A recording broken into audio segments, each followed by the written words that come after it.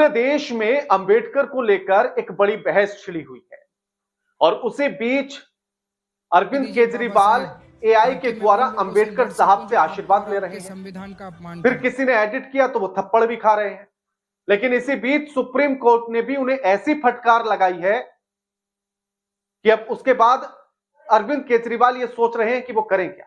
नमस्कार, मैं आपके साथ के राणा, न्यूज़ संवाद देख रहे हैं। अब सबसे पहले तो आप एआई की ये तस्वीर देखिएगा जो अरविंद केजरीवाल कल से ट्रेंड करा रहे हैं कि वो किस तरह से अंबेडकर साहब से आशीर्वाद ले रहे हैं और कह रहे हैं कि बाबा साहब मुझे आशीर्वाद दीजिए, जो लोग आपका अपमान कर रहे हैं, आपके संविधान का अपमान कर रहे हैं, हम उसको सुरक्षित रख सकें, आपका सम्मान प्रॉपर तरीके से कराया जा सके। लेकिन उसी बीच कुछ मीम उल्टे बनने लगे और उसी एआई की मदद से जो आशीर्वाद दे रहे थे और जो आशीर्वाद ले रहे थे अरविंद केजरीवाल अंबेडकर साहब से, वो थप्पड़ों में तब्दील हो गया। अब ये तस्वीर भी देख लीजिए, बड़ी ट्रेंड कर रही है ये आज सुबह से ही लगातार कि अरविंद केजरीवाल को आशीर्वाद की बजाय थप्पड़ मिल गया। कुछ ने तो कहा कि ये जो है सत्य पर आधारित है, कमेंट करके लोग इस तरह की बात भी कर रहे हैं।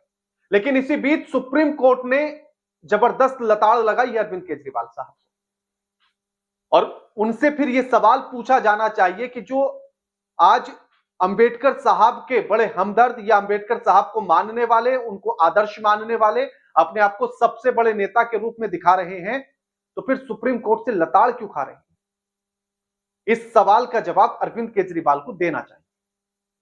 सुप्रीम कोर्ट ने कूड़े के ऊपर सुनवाई चल रही थी और सुनवाई करते हुए आम आदमी पार्टी की दिल्ली की सरकार को लताड़ा और कहा कि आप अभी तक इस कूड़े का निस्तारण क्यों नहीं कर पाए। साथ ही आपको और बताएंगे सिलसिलेवार तरीके से कि आखिर क्या कुछ कहा है। तो आप इसको समझिए कि जस्टिस अभय एस ओका और जस्टिस ऑस्टिन जॉर्ज ऑक्स्टन की बेंच इस मामले पर सुनवाई कर रही थी और दिल्ली सरकार की तरफ से चीफ सेक्रेटरी वर्चुअली इस सुनवाई में जुड़े थे और उनसे जो है सुप्रीम कोर्ट नाराज हो जाता है और सुप्रीम कोर्ट लताड़ लगाते हुए ये कहता है कि 11,000 टन कूड़ा हर दिन दिल्ली से निकलता है, जिनमें से 8,000 टन कूड़े को तो आप डिकम्पोज कर देते हैं, नष्ट कर देते हैं, उसका निस्तारण कर देते हैं, लेकिन 3,000 टन से ज्यादा फिर भी बच जाता है। उसका आप क्या कर रहे हैं और उसका निस्तारण आप कब करेंगे? और इसी को लेकर जो सबसे बड़ी बात सुप्रीम कोर्ट ने कही वो ये कि 11 नवंबर को सुप्रीम कोर्ट ने एक आदेश दिया था जिसके बाद दिल्ली की सरकार के होश खुले थे, थोड़ी सी नींद से जागी और सुप्रीम कोर्ट ने कहा कि सॉलिड वेस्ट मैनेजमेंट रूल 2016 को लेकर सुप्रीम कोर्ट ने आदेश दिया कि इसको लागू किया जाए। अब सरकार ये कह रही है कि हम उस पर विचार कर रहे हैं कि उसको लागू कैसे करना है।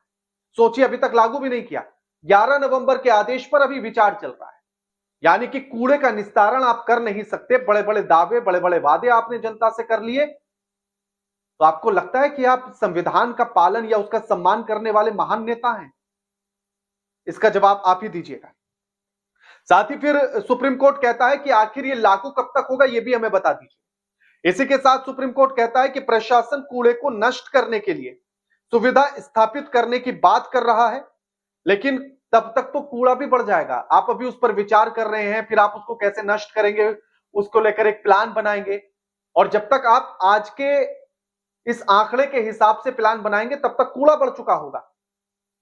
सुप्रीम कोर्ट उसके बाद जो है एमसीडी की जो एडवोकेट है वो सुप्रीम कोर्ट में कहती हैं, मेनकी गोस्वामी, वो बताती हैं कि एमसीडी भी जो है लगातार काम कर रहा है कि कूड़े का निस्तारण कैसे किया जाए। इसको लेकर सुप्रीम कोर्ट और भड़क जाता है और इसके बाद सुप्रीम कोर्ट कहता है कि अगर आप इतनी ही गंभीरता के साथ काम कर रहे हैं तो दिल्ली गवर्नमेंट और एमसीडी अपने कंस्ट्रक्शन को रोक क्यों नहीं देती है? हम टुकड़ों में जांच नहीं करेंगे भैया, एक बार जाइए और ठीक से अपना प्लान बनाकर लेकर आइए, हमें बताइए। उसके बाद सुप्रीम कोर्ट कहता है कि एमसीडी आखिर कर क्या रही है और साथ ही कहता है कि कोर्ट के आदेश की परवाह आप लोग नहीं कर रहे हैं और ना ही उसका अनुपालन दाखिल करने की जहमत सरकार उठा रही है और ना ही कूड़े को कैसे नष्ट किया जाए, कैसे उसका निस्तारण किया जाए, इसको लेकर सरकार कोई भी ढंग का उपाय अभी तक नहीं सोच पाई है।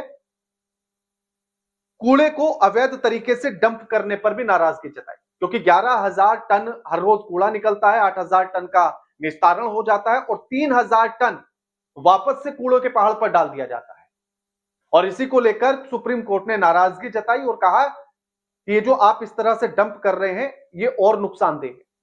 साथ ही सरकार से और क्या मांगा, उन्होंने कहा कि गाजीपुर बलसुआ में डंप 3.8 के यानी कि 3,800 टन कूड़े को लेकर 15 जनवरी 2025 तक एफिडेविट देने के लिए कहा है सुप्रीम कोर्ट ने कि आप उसको कैसे डंप कर रहे हैं, कैसे उसका निस्तारण करेंगे, उसको लेकर आप एफिडेविट दीजिए 15 जनवरी 2025 तक।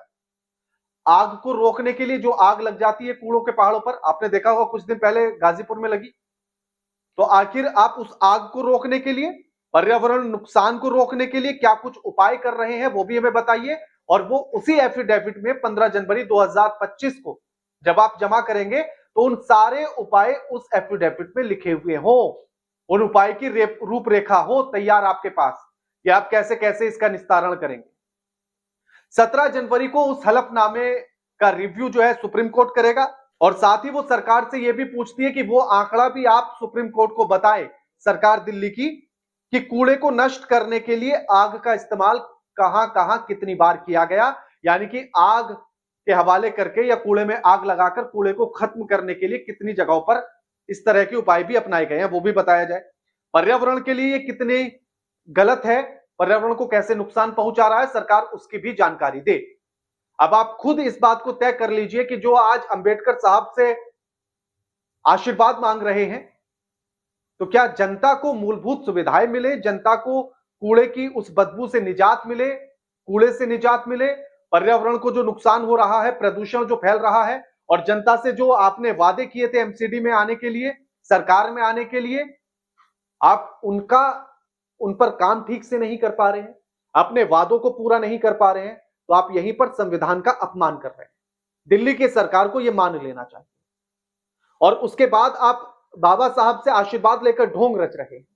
उसके बाद जो वो फिर एआई से दूसरा वाला वीडियो बनाया गया जो आशीर्वाद की जगह थप्पड़ में तब्दील हो गया है, शायद वो बनाया गया या हो सकता है कि अंबेडकर साहब के भीतर से भावनाएं वही आई हो कि आशीर्वाद मांगकर झूठ बोल रहे हैं, आप झूठा प्रचार कर रहे हैं अपना, आप इसी लायक हैं। संविधान का जो पालन नहीं करेगा, उसके अनुसार जो काम नहीं करेगा, जनता के लिए जो परेशानी खड़ी करेगा, अपने किए गए वादों को जो पूरा नहीं करेगा, उस पर ऐसे ही थप्पड़ों की बौछार होनी चाहिए संविधान के आधार पर।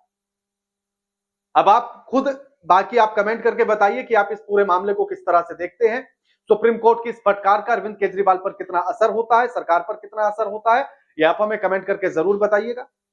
वीडियो को लाइक कीजिए, शेयर कीजिए, चैनल को सब्सक्राइब करना मत भूलिएगा। नमस्कार।